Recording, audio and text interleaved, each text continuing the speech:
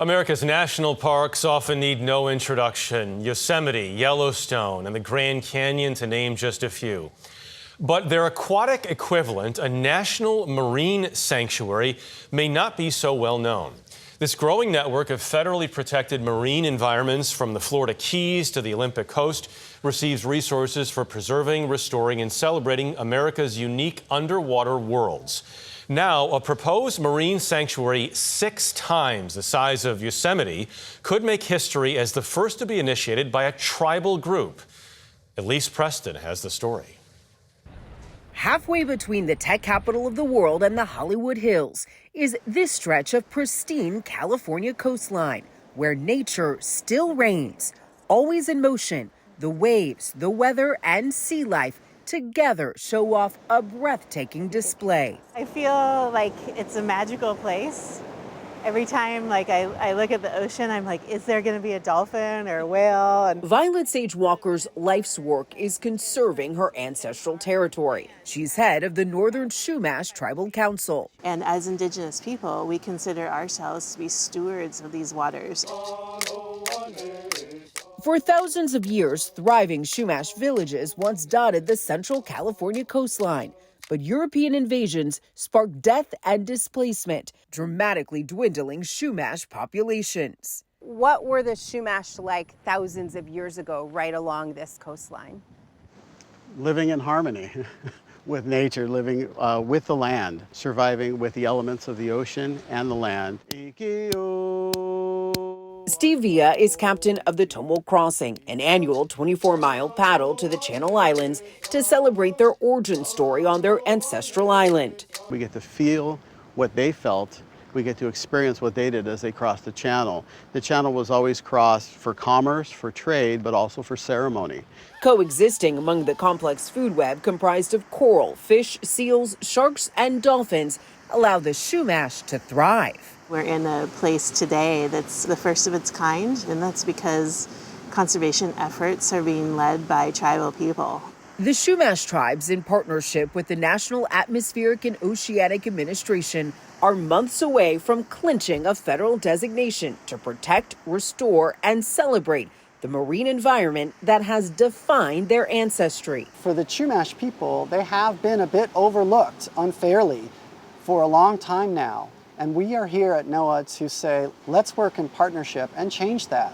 Mike Murray, a NOAA representative, is working on the final push to formalize the Chumash Heritage National Marine Sanctuary. Once granted, this would be the first proposed by an Indigenous group. Let's have this protected area, and every coastal attraction or visitor center or sign that one might encounter, make it clear that this is Chumash territory. The sanctuary would protect 150 miles of coastline and 5,600 square miles of Pacific Ocean. The exact boundary has yet to be determined, but in essence, it would connect 2 existing sanctuaries, creating a continuous stretch of protected ocean. I think makes a lot of sense because whales migrate through all of those spaces. Kelp forest can be found the full length. Ships ply through all 3 marine sanctuary areas. So I think it's going to give us a chance to manage more comprehensively in a way that matches up with the way the ecosystem truly exists. While the long-held dream of a sanctuary is now within grasp, that light at the end of the tunnel did not always shine.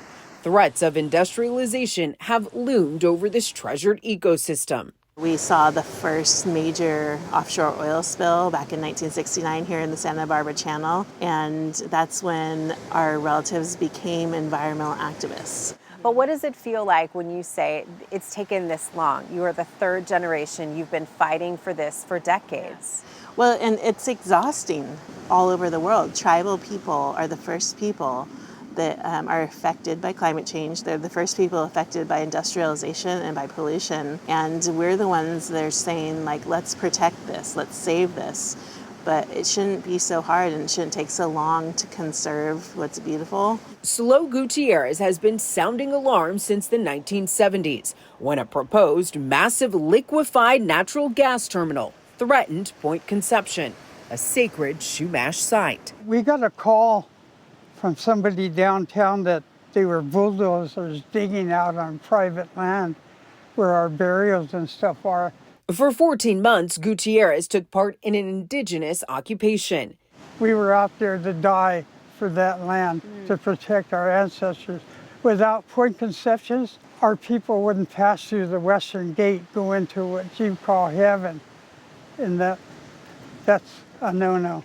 Their occupation succeeded, helping derail what they see as the desecration of sacred land. And through all the things that we have faced, it says more about our people that we're still here and we're still fighting for our place. In 2015, Fred Collins, Walker's late father, filed a marine sanctuary proposal to NOAA, hoping to put a cap on endless environmental threats. When my dad passed away, he's like, you need to finish it. And also that it was the most important thing he had ever did in his life. After sitting idle for years, the proposal was brought to life under President Biden, who has prioritized environmental conservation and indigenous leadership. Respect for indigenous knowledge and tribal consultations as a key part of the federal agency decision-making. While many of the details have yet to be sorted out, the sanctuary is on track to take effect next year. What would a sanctuary do when it comes to preserving your history, your culture with the world? In order to preserve something, in order to protect something, people have to love it. And that is like giving us the opportunity, the world stage, to share our stories and our history and why this place should be protected and why people should love it.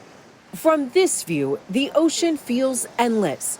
Walker and many Chumash hope its natural superpowers will continue to heal for generations to come. For CBS Saturday Morning, Elise Preston along California's Central Coast. It's gorgeous. You've been there, right?